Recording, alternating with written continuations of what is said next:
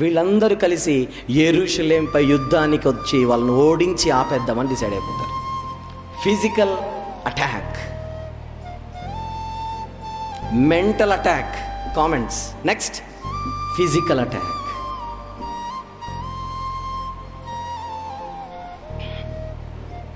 యుద్ధం. అప్పుడు ఇమ్మీడియట్గా వీళ్ళు చేసేదేంటో చెప్పనా? అప్పటి వరకు నెహెమ్యా గారు ఇండివిజువల్గా పర్సనల్గా ప్రేయర్ చేస్తే, ఎప్పుడైతే యుద్ధానికి వీళ్ళు రాబోతున్నారన్న విషయం తెలిసిందో ఇమ్మీడియట్గా నెహెమ్యా గారు చేసినది, ఎవరెవరైతే పనిలో ఉన్నారో వాళ్ళందరినీ మోకరింపజేసి ప్రార్థన చేయమంటాడు. నన్ను ఇవన్నీ ఆకర్షించాయండి. ఎందుకైనా దేవుణ్ణి వదలట్లేదు. ఇన్ని కష్టాలు, ఇన్ని నష్టాలు, ఇన్ని సవాళ్ళు, దేవుణ్ణి వదలట్లేదు. మొదట ఆయన దగ్గరికి వెళ్ళాలి, ప్రార్థన చేయాలి. ఇప్పుడే గ్రూప్ ప్రేయర్స్, గ్రూప్ డిస్కషన్లు కాదు, గ్రూప్ ప్రేయర్స్. ఎందుకోసం? మేమందరం పని చేస్తున్నాం ప్రభువా, ఇలాంటి శోధనలు, ఇలాంటి సవాళ్ళు, మీ సహాయం మాకు కావాలి.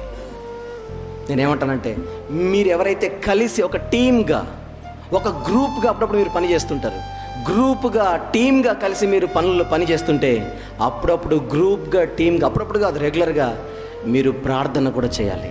ఏమని చేయాలి? దేవుని పనిలో ఉండగా ఆ పనుల యొక్క అవసరతల గురించి అడగాలి, ప్రార్థన చేయాలి. ఫిజికల్ నీడ్స్ కాదు. ఏమంటే నాకు బిల్డింగ్లు లేవు, మీరు బిల్డింగ్లు ఇవ్వండి, కార్లు లేవు, కార్లు ఇవ్వండి, ఇవి కాదు.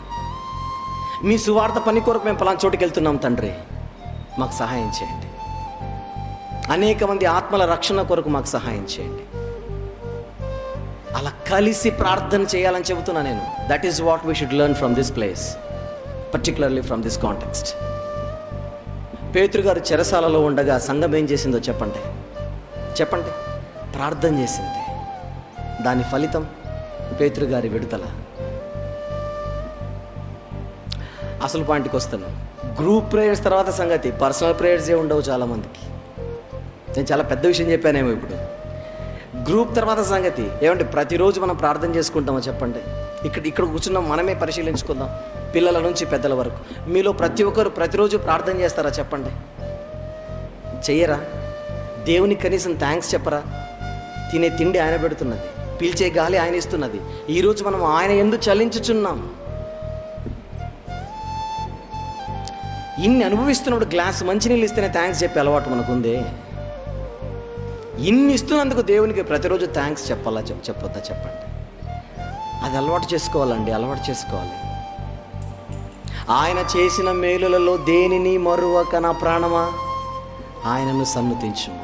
తన శరీరానికి చెబుతున్నాడు భక్తుడు, నువ్వు మర్చిపోతావు, నాకు తెలుసు, నీకు మతి మరపు ఎక్కువ, ప్రత్యేకించి దేవుణ్ణి అయితే ఖచ్చితంగా మర్చిపోతావు, నువ్వు మరువకు.